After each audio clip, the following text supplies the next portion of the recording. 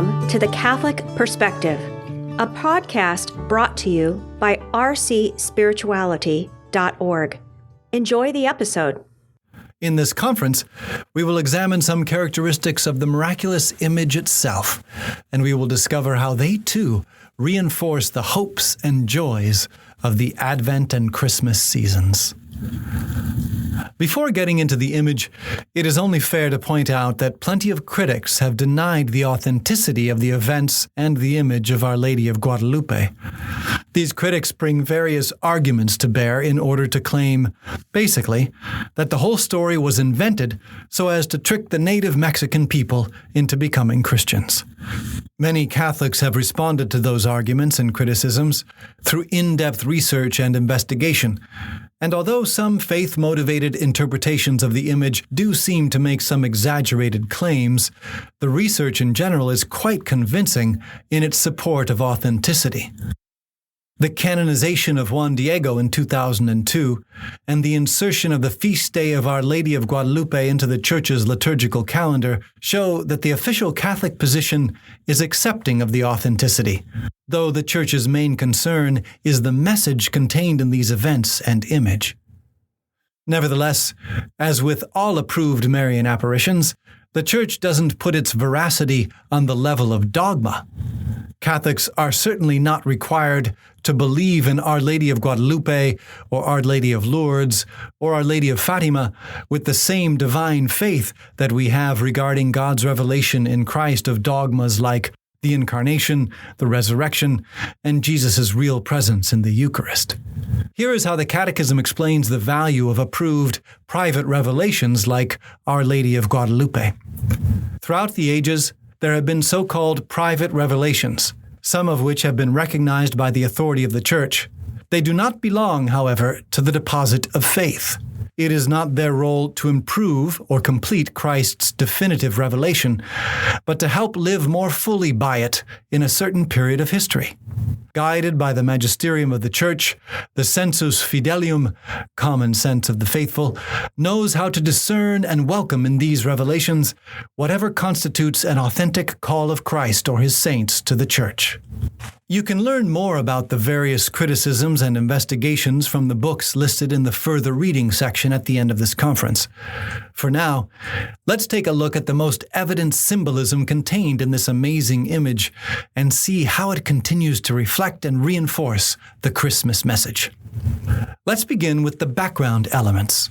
We can see clearly that Mary is shown standing in front of the sun. The rays of the sun shine out from behind her, creating a kind of halo all around her. At the same time, she is shown standing on top of the moon, which is in a crescent phase. These two features immediately identify the figure with the woman referred to in the book of Revelation. A great sign appeared in the sky, a woman clothed with the sun, with the moon under her feet, and on her head a crown of 12 stars. She was with child, and wailed aloud in pain as she labored to give birth. Catholic liturgy and Catholic spiritual writers throughout history have seen in this biblical passage a reference to the Blessed Virgin Mary, as well as a reference to the Church itself, of which Mary has always been considered a theological type. From a biblical perspective, the sun, the moon, and the stars show the cosmic repercussions of the coming of Christ. In the eyes of the Mexican natives who first beheld Our Lady of Guadalupe, it would have meant something much more concrete. They may not have been familiar with the biblical passage from the book of Revelation, but they were very familiar with the sun and the moon. As a pre-industrial advanced civilization, their entire worldview was built around the seasons and rhythms of the agricultural year, which were measured through solar and ritual calendars. As a pre-secularized pagan culture, their religious practices and beliefs were intricately intertwined with that same worldview. They recognized their dependence on the forces of nature, which were beyond their control, and so they attributed divine powers to the indicators of these forces, the sun and the moon. Some native beliefs saw the sun and the moon as being gods who were constantly in conflict, and religious sacrificial offerings were made to help sustain the sun in that cosmic battle. In this context, the third element of the background, the angel beneath the supporting moon, whose many-colored wings are shaped like the wings of an eagle, is also significant. The eagle was a sacred bird for the Aztec people, the leaders of the empire that ruled over Mexico at the time. It had a mythological role in Aztec origins and an ongoing role in Aztec worship. All these natural and symbolic elements are subordinated to and harmonized by the figure of Mary in the image of Our Lady of Guadalupe. For the native Mexicans, this would have spoken eloquently about the relationship between their ancient religious worldview and the new view being proposed by Christianity. The Christian worldview wasn't threatening to destroy the hopes of their ancient civilization, but rather it was bringing their hopes to fulfillment and even surpassing them through a new, more complete revelation of divine truth. Here is how a native Mexican expressed this meaning during an interview in modern times. With the harmony of the angel who holds up the heavens and the earth, a new life will come forth. This is what we received from our elders, our grandparents, that our lives do not end, but rather that they have a new meaning. This is what we celebrate today on the feast of Our Lady of Guadalupe, the arrival of this sign of unity, of harmony, of new life. But the eloquent symbolism doesn't end there. When we turn our attention to the figure of Mary herself, we can see how almost every detail is loaded with meaning from the native Mexican point of view. First of all, the blue-green cloak decorated with stars would have reminded the Mexicans of the blue mantle decorated with emeralds, symbolizing the heavens, which was worn by the Aztec emperor. The Virgin's tunic, on the other hand, more earthly in color and decorated with flowers, symbolized the earth. That the angel beneath her holds the ends of both garments shows that her authority and her message embrace the entire universe, the entire cosmos. Next, we turn to the dark ribbon tied above the Virgin's waist. We can see the ends of it hanging below her folded hands. This was a typical feature of women's clothing among the Mexicans, but it was usually worn lower, around the waist itself. It was only worn higher up, as in the case of this image, when a woman was pregnant. This clearly emphasizes Mary's role as mother, the Advent mother, patiently awaiting the birth of Jesus. But who is her child? This too appears in the symbolism, through the flower outlined exactly underneath the ends of the dark ribbon, over Mary's womb. 3 types of floral images decorate Mary's tunic. An isolated 8-petaled flower, which appears 8 times, a symbol of birth and new life. A flower cluster, including a curved stem and triangular blossom, which appears 9 times, and a 4-petaled jasmine flower, which appears only once.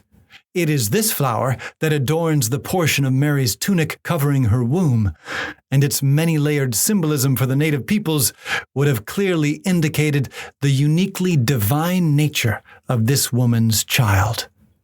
It's interesting to note that all these floral designs are 2-dimensional.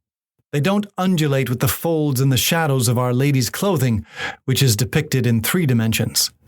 This detail indicates that they are more than just decorations. They are actually reminiscent of a form of pictographic writing used by the Mexicans in that time period. These pictographs would be placed on square pages and be read from different angles. The flower cluster on Mary's tunic, for example, could symbolize civilization by its similarity to a hill near a river. But viewed from a different angle, it could also symbolize a heart with its artery connected to the Virgin's mantle, a clear reference to divine life coming to earth through Mary's mediation. The jasmine flower isn't the only link to Jesus in the image. Around Mary's neck, we also see a small brooch decorated with a black cross. Missionaries at the time preferred to use empty crosses when they spoke about Christ's passion and resurrection because they thought that a crucifix might confusingly evoke memories of human sacrifices used in the Aztec religion.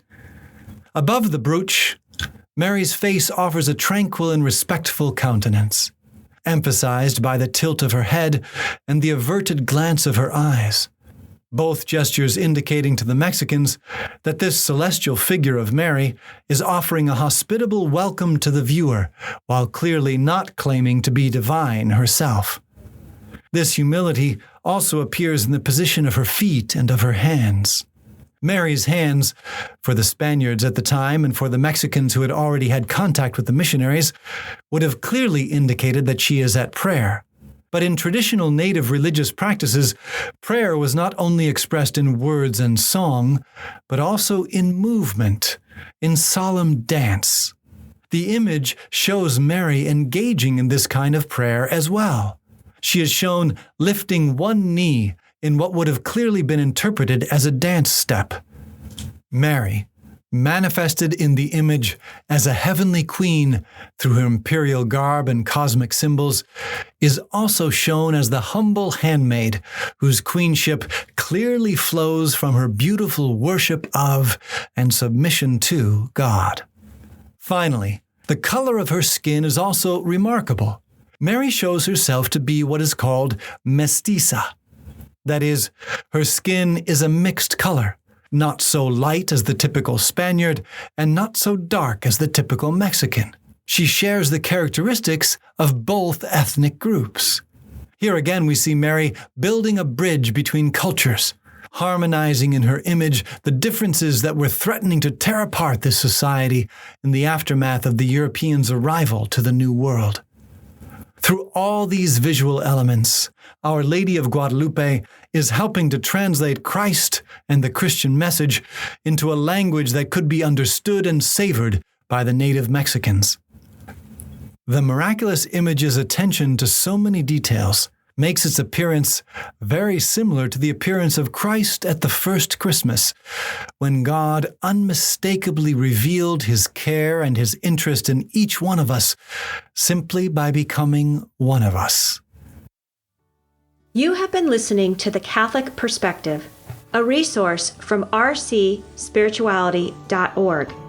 Please visit our website and check out more great resources to help you pray, learn, grow, and go. Please join our team of digital missionaries by subscribing at rcspirituality.org.